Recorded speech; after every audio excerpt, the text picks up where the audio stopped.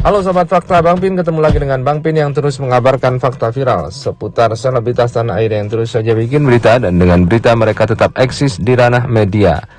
Selain para dukun yang menjadi sorotan dari kasus dukun dengan pesulap merah, Dr. Richard dan juga Dennis, ini adalah si pengacaranya.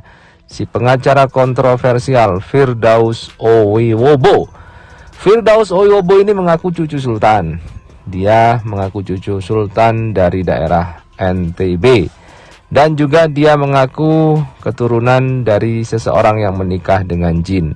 Pokoknya banyak statement-statementnya yang ngawur. Dan kini netizen pun mencari jejak digitalnya. Jejak digital saat pengacara ini ternyata terciduk melihat bagian vital dari Dennis Karista. Nah, apakah Dennis Karista ini akan marah guys melihat kelancangan dari mata Firdaus Owiwobo? Yuk kita simak saja kupas tipis-tipis fakta Bang Pin kali ini.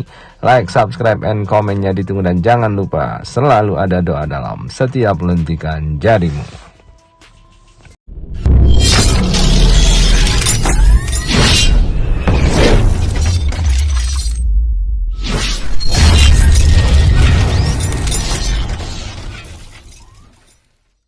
Secara turun-temurun karena saya cucu sultan, jadi saya cicitnya dari sultan. Jadi kita sultan itu selalu berkaitan dengan hal yang goib. Kali ini kita lansir dari akun TikTok Finebro @finebro wes maem tapean. Memang di sini banyak sekali mengulas soal Firdaus Owiwobo. Firdaus Owiwobo, sang pengacara dari para dukun ini, memang pengacara kontroversial. Pengacara yang dikenal sebagai pengacara cowboy. Pengacara yang melaporkan Dr. Richard dan juga pesulap merah ke polisi. Netizen pun penasaran dan akhirnya mencari banyak jejak digitalnya. Nah, kali ini terciduk guys mata nakal dari si Firdaus Owiwobo. Pantas saja TIJ juga mengatakan demikian. Nah, ini nih adegannya. Kita lihat. Video itu diawali dengan kata-kata cucu sultan mah bebas. Di situ dia mengatakan, mengutip pengakuan Firdaus yang mengatakan dia cucu sultan. Saya secara turun-temurun karena saya cucu sultan, jadi saya cicitnya dari sultan. Jadi kita sultan itu selalu berkaitan dengan hal yang goib. Nah, kemudian inilah adegannya. Hal itu terjadi saat di podcast Dennis Karista.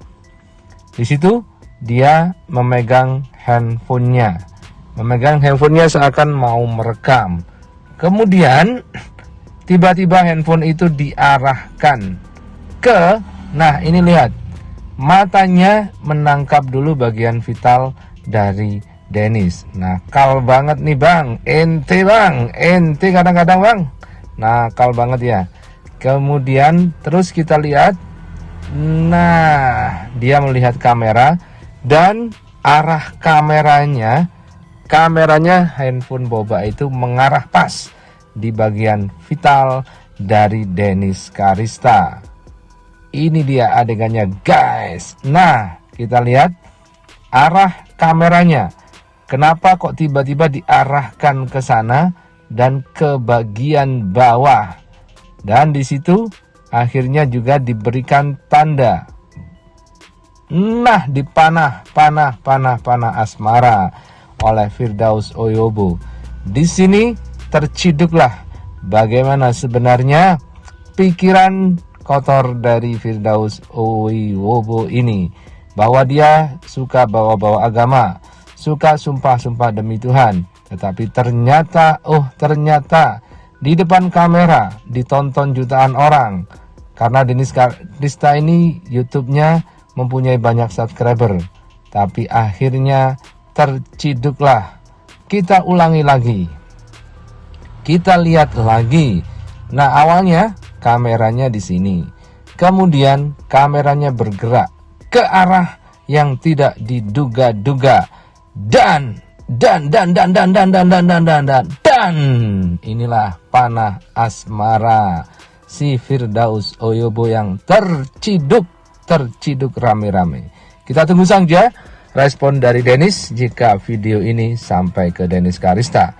Dennis Karista yang kemarin menunggu-nunggu Jindan karena dia terjindan-jindan. Ente kadang-kadang ente, tar dulu, ini beda ente kadang-kadang ente, tar dulu, ini beda ente kadang-kadang ente, tar dulu, ini beda. Halo, assalamualaikum warahmatullahi wabarakatuh. Saya ingin meluruskan tentang somasi saya terhadap Dr. Richard Lee. Dr. Richard Lee akhirnya menjawab dan dia bilang, saya tidak bicara begitu, saya bicaranya dari Sulaiman dan lain-lain. Jadi begini, untuk masalah pembahasan saya bilang Ustadz itu mungkin gak baca Al-Quran karena berbicara masalah goib itu mungkin narasinya menggiring opini ke pemahaman saya ya, bahwa goib itu gak ada gitu, atau goib itu gimana lah, seakan-akan goib itu tidak lebih dari suatu apapun kan gitu.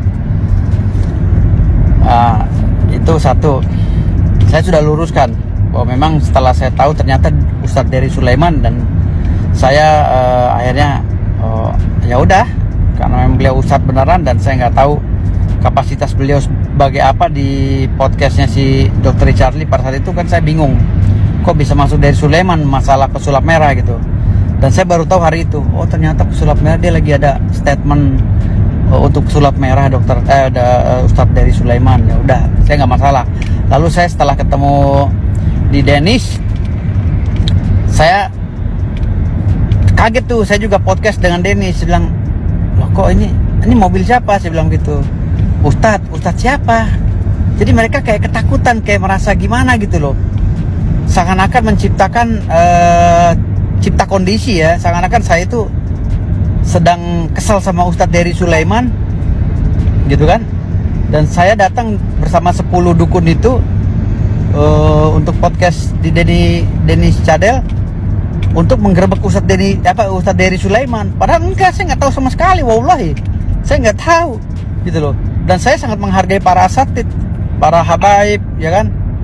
Jadi saya sangat, apalagi juriat Rasulullah seperti Said gitu, saya sangat menghargai gitu loh. Artinya di sini nggak ada lah, saya nggak bisa diadu domba dengan Ustadz dari Sulaiman, saya nggak tahu menahu gitu kan. Kalaupun masalah saya bilang Ustadz itu mungkin nggak baca Al-Quran, ya mungkin ya karena pemahaman saya, kok bisa seorang Ustadz tidak percaya dengan yang goib gitu. Sementara di Al-Quran kan udah jelas-jelas itu surat Al-Baqarah dan lain-lain menjelaskan tentang kegoiban kan gitu. Nah ini yang kedua, katanya dia merasa bahwa dia punya hak untuk menyiarkan podcast yang pada saat itu break ya, dan kita berbincang-bincang masalah tusuk jarum ya dengan Habib Jindan. Oh saya bisa kok mengupload, kita udah perjanjian. Iya, perjanjiannya betul, tapi tidak untuk itu. Perjanjiannya tidak untuk mengupload video pada saat break. Karena kenapa kami melanjutkan pembicaraan dengan Dr. Richard Lee? Karena Dr. Richard Lee menjanjikan bahwa tayangan tersebut tidak akan ditayangkan, akan dipotong. Tapi kenapa wawancara saya yang lainnya yang lebih eksklusif ya, tentang pertanyaan-pertanyaan yang sudah dikirim kepada saya tidak ditayangkan, malah wawancara dengan Habib Jindan dan saya yang saat itu mengetes jarum itu kan, jadi ditayangkan hingga viral dan menjatuhkan harga diri Habib Jindan. Nah, ini yang saya somasi Dr. Richard Lee gitu loh. Nah ini saya punya videonya nih. Anda yang bilang katanya ntar saya potong, nggak saya tayangkan. Ini ada nih. Saya bukan bicara masalah pembenaran nih. Saya berdasarkan fakta integritas. Udah siap. Jangan, Nggak usah. Pistol udah bawa kita. Pisau udah bawa. Kalau pistol nanti aku perkara di sini. Iya, tapi kalau misalnya pisau boleh nggak? Pisau di gimanain? Iris aja. Ngomong pisau juga. Bisa. Coba mana tadi? Nggak usah lah, jangan dulu lah. Nggak enak. Gak enak. Nanti cut. Biar ini bisa pembuktian untuk aku. Cut. Untuk aku. Jadi bahasa itu yang keluar dari mulut Dr. Richard. Cut.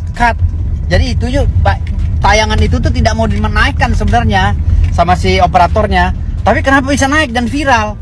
Itulah yang saya somasi.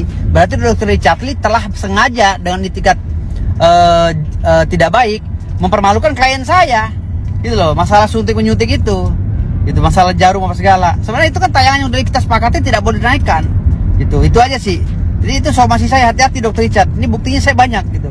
Makasih.